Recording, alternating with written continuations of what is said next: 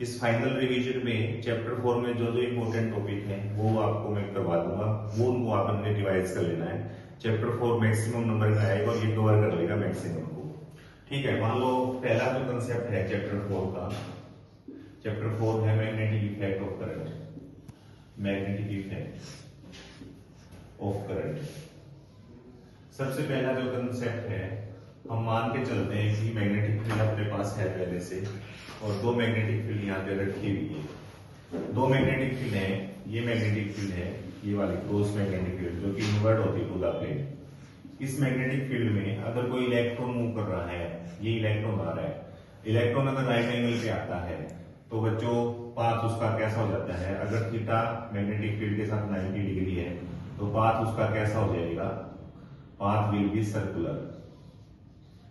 Path will B circular होगा, yes राज, circular होगा। और थीटा अगर 0 हो जाए यहाँ पे तो फोर्स जो होगा वो 0 होगा। और अगर थीटा आपका 0 90 के बीच में हो जाता है तो पाथ कैसा होगा, हेलिकल होगा। Path will be helical. So हमारा जो केस है ये है, इसमें यहाँ पे थीटा जो है वो 90 डिग्री पर है, थीटा इज 90 डिग्री। ठीक है, तो पाथ सर्कुलर होगा, तो ये चार पार्टिकल ऐसे एंट्री करेगा, ऐसे और ऐसे मुड़ जाएगा, ऐसे और ऐसे बाहर निकल जाएगा।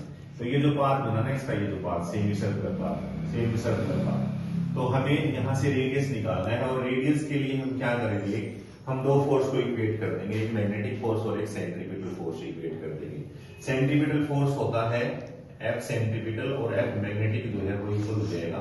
सेंट्रीपिटल फोर्स बनेगा mv²/r और ये बनेगा QVB। बहुत इंपॉर्टेंट है बच्चों, यहाँ से एक कंसेप्ट जरूर आएगा एग्जाम में। यहाँ से आप याद रखना, रेडियस जो बनेगा वो रेडियस बनेगा mv/QV। यहाँ से आपका एक कंसेप्ट बनेगा। ठीक है, थीटा 90 डिग्री पे हो तो पाथ सर्कुलर होगा।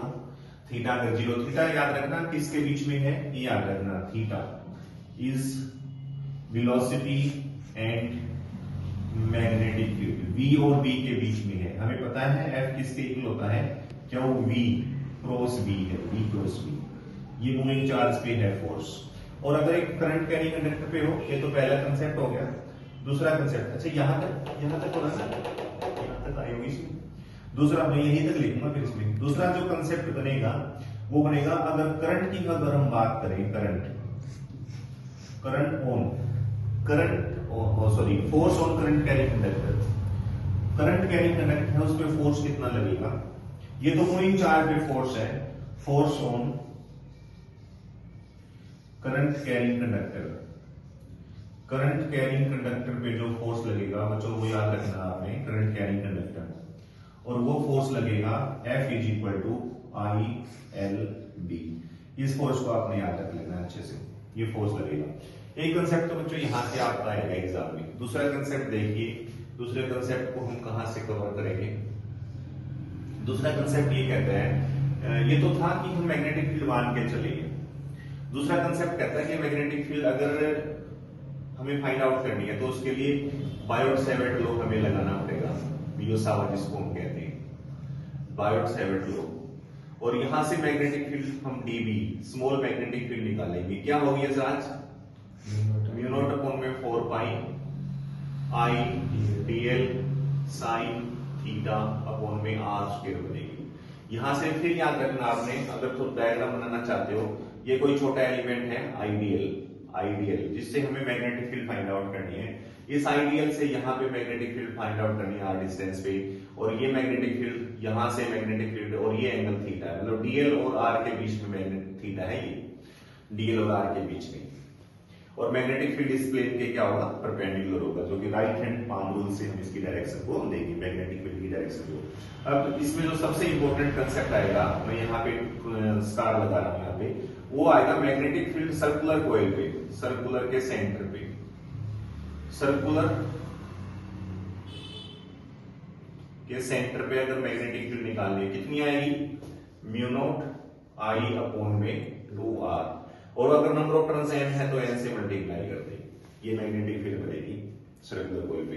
अगर हमें एक्सिस पे निकालनी हो मैग्नेटिक फील्ड, एक्सिस पे अगर एक्सिस का न्यूमेरिकल आ जाता है तो वो कैसे बनेगी, mu naught n I a square a, और नीचे बनेगा 2 a square plus x square की पावर 3/2। इस डायग्राम से समझिए, मान लो ये कोई सर्कुलर कॉइल है, ये एक्सिस है बच्चों, प्लेन के परपेंडिकुलर है, और ये इसका क्रॉस, ये रेडियस की है, ये रेडियस, और यहां से इसको हमने ज्वाइन कर दिया, ये आर है, ये आर, और ये एक्स है, एक्स। तो इस एक्सिस पे अगर मैग्नेटिक फील्ड देखोगे ना, तो मैग्नेटिक फील्ड यहां बनेगी, इसी डायरेक्शन में बनेगी। यहां से भी मैग्नेटिक फील्ड लोगे, उसका कंपोनेंट लोगे, ये दोनों कंपोनेंट रिजोल्व हो जाएंगे और मैग्नेटिक फील्ड इसी डायरेक्शन में आएगी, और वो मैग्नेटिक फील्ड ये आएगी बच्चों। तो सर्कुलर कॉइल के एक्सिस पे मैग्नेटिक फील्ड निकालनी तो ये आएगी। अगर स्टेट कंडक्टर की हम बात करते हैं, इसी में अगर स्टेट कंडक्टर, जो कि एम्पियर सर्कुलर लॉ से भी हम निकालेंगे, एम्पियर सर्कुलर लॉ यहाँ पे क्या कहता है, एम्पियर सर्कुलर लॉ, ये भी बहुत इंपॉर्टेंट है बच्चों। ये कहता है कि अगर मान लो आपके पास एक करंट कैरिंग स्टेट कंडक्टर और इससे आप मैग्नेटिक फील्ड निकालना चाहते हो आर डिस्टेंस पे, तो एक एम्पीरियन लूप ले लीजिए, जो करंट कैरिंग कंडक्टर को क्या करेगा, एनक्लोज करेगा।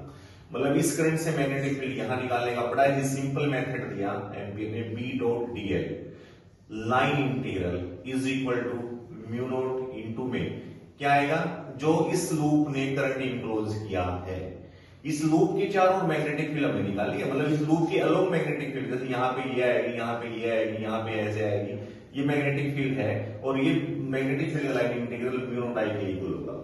इसी से जो इंपॉर्टेंट कंसेप्ट निकल के आएगा कि एक करंट, ये सर्कुलर वायर की है, सिलेंड्रिकल सर्कुलर वायर है, इसमें करंट जा रहा है, ऐसा करंट जा रहा है, इसमें ऐसा करंट आई करंट जा रहा है। तो इससे अगर हमें इस एक्सिस से आउटसाइड मैग्नेटिक फील्ड निकालनी है तो यही रिजल्ट आएगा। इसको डीएल